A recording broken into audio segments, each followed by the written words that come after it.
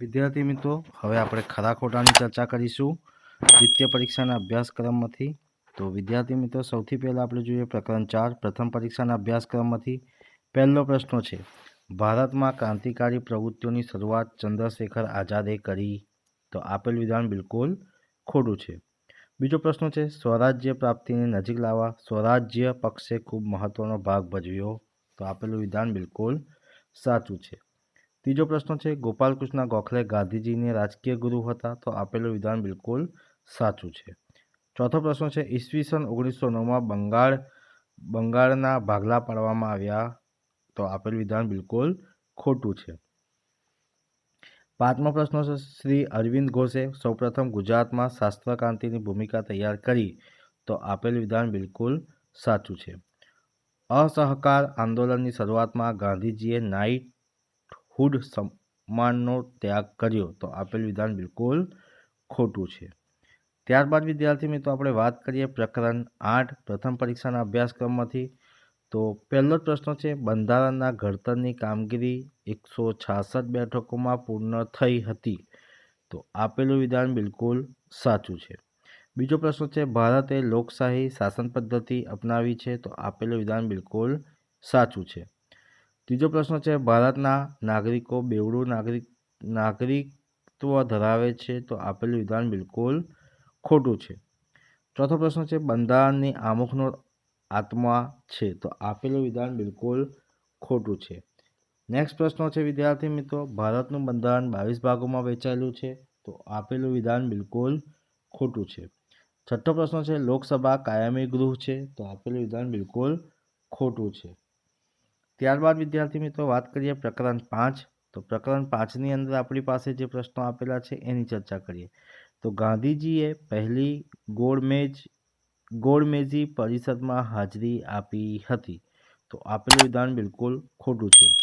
બીજો પ્રશ્ન છે, હિન્દ છોડો આંદોલન દરમિયાન અમદાવાદમાં 4.5 મહિના સુધી બજારો બંધ રહ્યા હતા. તો આપેલું વિધાન બિલકુલ ખોટું છે. ત્રીજો પ્રશ્ન છે, સુભાષચંદ્ર બોઝ કોંગ્રેસ છોડી ફોરવર્ડ બ્લોક નામના નવા રાજકીય પક્ષની સ્થાપના કરી. તો આપેલું વિધાન બિલકુલ સાચું છે. ચોથો પ્રશ્ન છે, સાયમન કમિશન 5 સભ્યોનું બનેલું હતું. તો આપેલું વિધાન બિલકુલ ખોટું છે.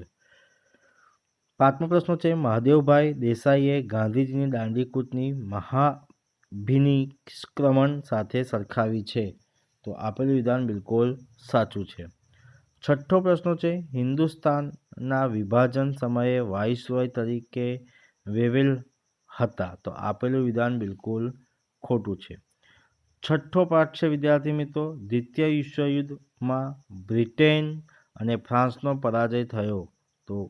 તો આપેલું વિધાન બિલકુલ ખોટું છે. બીજો પ્રશ્ન છે, સોવિયત યુનિયન એપ્રિલ 1948માં બર્લિનની નાકાબંધી કરી હતી. તો આપેલું વિધાન બિલકુલ સાચું છે. ત્રીજો પ્રશ્ન છે, ભારતે હંમેશા નિઃશાસ્ત્રીકરણની હિમાયત કરી છે. તો આપેલું વિધાન બિલકુલ સાચું છે. ચોથો પ્રશ્ન છે, શ્રીલંકામાં તમિલ લોકો ઘણા લાંબા સમયથી વસવાટ કરે છે. તો આપેલું વિધાન બિલકુલ સાચું છે. પાંચમો પ્રશ્ન છે, 3 ઓક્ટોબર 1950ના દિવસે પૂર્વ અને પશ્ચિમ જર્મનીનું એકીકરણ થયું. તો આપેલું વિધાન બિલકુલ ખોટું છે. છઠ્ઠો પ્રશ્ન છે, ભારતના વડાપ્રધાન જવાહરલાલ નહેરુએ બિનજોડાણવાદ નીતિની પ્રબળતાનું સમર્થન આપ્યું હતું. તો આપેલું વિધાન વિદ્યાર્થી મિત્રો બિલકુલ સાચું છે. ત્યારબાદ આવે છે પાઠ 10. તો પહેલો જ પ્રશ્ન છે, મહારાષ્ટ્રમાં ધારાસભ્યના 2 ગૃહો છે. તો આપેલું વિધાન બિલકુલ સાચું છે. મહારાષ્ટ્રમાં ધારાસભ્યના કુલ 2 ગૃહો છે. બીજો પ્રશ્ન છે, રાજ્યસભાના પ્રથમ ચેરમેન ડૉક્ટર રાજેન્દ્ર પ્રસાદ હતા. તો આપેલું વિધાન બિલકુલ ખોટું છે. રાજ્યસભાના પ્રથમ ચેરમેન ડૉક્ટર રાજેન્દ્ર પ્રસાદ નહોતા. દેશનું બંધારણ એ દેશનું મૂળભૂત કાનૂન છે. તો આપેલું વિધાન બિલકુલ સાચું છે. દેશનું જે બંધારણ છે એ દેશનું મૂળભૂત કાનૂન છે. ચોથો પ્રશ્ન છે, કોરમ એટલે ગૃહની કાર્યસાધક સંખ્યા. આપેલું વિધાન બિલકુલ સાચું છે. પાંચમો પ્રશ્ન છે, રાજ્યપાલની નિમણૂક મુખ્યમંત્રી દ્વારા કરવામાં આવે છે. તો બિલકુલ ખોટું છે. છઠ્ઠો પ્રશ્ન છે, રાષ્ટ્રપ્રમુખ રાષ્ટ્રીય કટોકટીમાં લોકસભાની મુદ્દત 2 વર્ષ સુધી લંબાવી શકે છે. તો આપેલું વિધાન બિલકુલ ખોટું છે। ત્યારબાદ આપણે વિદ્યાર્થી મિત્રો વાત કરીએ પ્રકરણ 11। તો પ્રકરણ 11ની અંદર આપણી પાસે છે જિલ્લા ન્યાયાધીશની નિમણૂક રાષ્ટ્રપતિ કરે છે। તો આપેલું વિધાન બિલકુલ ખોટું છે। જિલ્લા ન્યાયાધીશની નિમણૂક રાષ્ટ્રપતિ નથી કરતા। બીજો પ્રશ્ન છે દરેક રાજ્યમાં 2 કે 3 વડી અદાલતો હોય છે। તો આપેલું વિધાન બિલકુલ ખોટું છે। ત્રીજો પ્રશ્ન છે લોક અદાલતોનો ચુકાદાઓને કાનૂની પીઠબળ પૂરું પાડવામાં આવ્યું છે। તો આપેલું વિધાન બિલકુલ સાચું છે। ચોથો પ્રશ્ન છે લોક અદાલતોની રચનાથી ન્યાય સસ્તો બન્યો છે। તો આપેલું વિધાન બિલકુલ સાચું છે। પાંચમો પ્રશ્ન છે ભારતના ન્યાયતંત્રમાં તેની સૌથી ટોચના સ્થાને વડી અદાલત છે। તો આપેલું વિધાન બિલકુલ ખોટું છે। નેક્સ્ટ પ્રશ્ન છે ભારતમાં ન્યાયતંત્ર સ્વતંત્રતા નથી। તો આપેલું વિધાન બિલકુલ ખોટું છે। ભારતમાં ન્યાયતંત્રની બિલકુલ સ્વતંત્રતા છે। ત્યારબાદ વિદ્યાર્થી મિત્રો આપણે વાત કરીએ પ્રકરણ 16।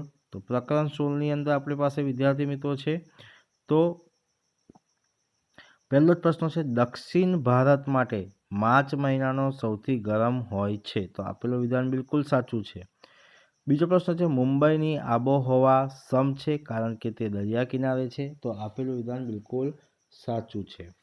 ત્રીજો પ્રશ્ન છે હવામાન એ વાતાવરણની લાંબા સમયગાળાની સરેરાશ પરિસ્થિતિ છે। તો આપેલું વિધાન બિલકુલ ખોટું છે। ચોથો પ્રશ્ન છે ભારતના હવામાન ખાતાની મુખ્ય કચેરી દિબ્રુગઢ શહેરમાં આવેલી છે। તો આપેલું વિધાન બિલકુલ ખોટું છે। ત્યારબાદ આવે છે પાંચમો પ્રશ્ન ભારત માટે વર્ષા ઋતુ મહત્વની ગણાય છે। તો હા બિલકુલ સાચું છે કારણ કે ભારત એક ખેતી પ્રધાન દેશ છે એટલા માટે ભારત વર્ષા ઋતુ માટે મહત્વ ગણાય છે। બીજો પ્રશ્ન છે બે અક્ષાંશ વૃત્તો વચ્ચે આશરે 111 કિમી જેટલું અંતર હોય છે। તો આપેલું વિધાન બિલકુલ સાચું છે। બે અક્ષાંશો વચ્ચે 111 કિલોમીટરનું અંતર હોય છે। ત્યારબાદ વિદ્યાર્થી મિત્રો વાત કરીએ પ્રકરણ 17। તો ભારતમાં 23% વિસ્તારોમાં જંગલો છે। તો આપેલું વિધાન બિલકુલ સાચું છે। બીજો પ્રશ્ન છે વિશ્વ વન દિવસ 4 નવેમ્બરે ઉજવાય છે। તો આપેલું વિધાન બિલકુલ ખોટું છે। ત્રીજો પ્રશ્ન છે ચંદન ખરાવ જંગલનું વૃક્ષ છે। તો આપેલું વિધાન બિલકુલ ખોટું છે। ચોથો પ્રશ્ન છે ટીમરૂ વૃક્ષના પાનમાંથી બીડી બનાવવામાં આવે છે। તો આપેલું વિધાન બિલકુલ ખોટું છે। પાંચમો પ્રશ્ન છે ચીડના રસમાંથી કાથો બને છે। તો આપેલું વિધાન બિલકુલ ખોટું છે। મેહોગની મોસમી પ્રકારના જંગલોનો વૃક્ષ છે। તો આપેલું વિધાન બિલકુલ ખોટું છે। ત્યારબાદ વિદ્યાર્થી મિત્રો વાત કરીએ પ્રકરણ કયું છે આપણી પાસે પ્રકરણ 18। તો પ્રકરણ 18ની અંદર વાત કરીએ આપણી પાસે તો સુરખાબ ગુજરાત રાજ્યનું પક્ષી છે। તો આપેલું વિધાન બિલકુલ સાચું છે। બીજો પ્રશ્ન છે ભારતમાં કુલ 8 પ્રાણી ભૌગોલિક પ્રદેશો છે। તો આપેલું વિધાન બિલકુલ ખોટું છે। ત્રીજો પ્રશ્ન છે ભારતમાં કસ્તુરી મૃગ જમ્મુ કાશ્મીરમાં જોવા મળે છે। તો આપેલું વિધાન બિલકુલ સાચું છે। ત્યારબાદ આવે છે દાચીગામ રાષ્ટ્રીય ઉદ્યાનો હિમાચલ પ્રદેશમાં આવેલું છે। તો આપેલું વિધાન બિલકુલ ખોટું છે। ભારતમાં વાઘ રાજસ્થાન અને ઝારખંડ રાજ્યોના જંગલોમાં જોવા મળે છે વિદ્યાર્થી મિત્રો। તો આપેલું વિધાન બિલકુલ ખોટું છે। તો વિદ્યાર્થી મિત્રો આ હતા આપણી પાસે દ્વિતીય પરીક્ષાના અભ્યાસક્રમ માટે ગાલા પરીક્ષાલક્ષી અસાઇનમેન્ટની અંદર વિભાગ એમાં ખરા ખોટાની આપણે ચર્ચા કરી। હવે વિદ્યાર્થી મિત્રો નેક્સ્ટ વિડીયોની અંદર આપણે એક વાક્યમાં પ્રશ્નોના જવાબની ચર્ચા કરવાના છે। તો વિદ્યાર્થી મિત્રો આ વિડીયો તમને ગમ્યો હોય તો લાઈક કરજો, શેર કરજો અને કમેન્ટ કરજો અને જો ચેનલને સબસ્ક્રાઈબ ના કરી હોય તો સબસ્ક્રાઈબ કરવાનું ભૂલતા નહીં। જય હિન્દ, જય ભારત।